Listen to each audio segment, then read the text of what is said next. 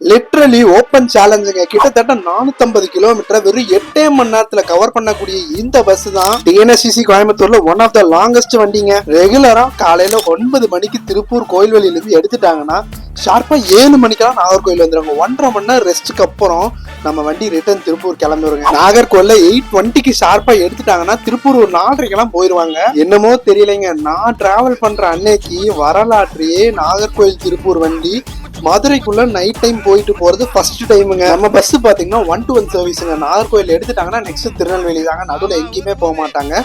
திருநெல்வேலி ஒரு 10 மணிக்கெல்லாம் வந்தாச்சு. ஸோ அங்கே ஒரு 20 நிமிஷம் பிரேக் அப்புறம் 10:30க்கு எடுத்தாங்க. மதுரைக்குள்ள போயிட்டு அப்படி இப்படின்னு போயிட்டு வந்து திருப்பூர் கரெக்டா ஒரு 5 மணிக்கெல்லாம் வந்துட்டாங்க. நான் எதிர்பார்க்கவே இல்லைங்க. மதுரையெல்லாம் போனா 1 மணி நேரம் ஆயிரும், கிட்டத்தட்ட ஒரு 6-6:30 ஆயிரும் நினைச்சா ஷார்ப்பா 5 மணிக்கு வந்துட்டாங்க. நம்ம பஸ்ஸுக்கு அப் அண்ட் டவுன் ரிசர்வேஷன் இருக்குங்க. அதே மாதிரி நம்ம வண்டி 2 ரேக்குங்க. திருப்பூர்ல 1 கிளம்புச்சுன்னா நாகர்கோவில் 1 கிளம்புங்க. டைமிங் எல்லாம் ஸ்கிரீன்ல போற செக் பண்ணிக்கோங்க, மறக்காம ஃபாலோ பண்ணிருங்க.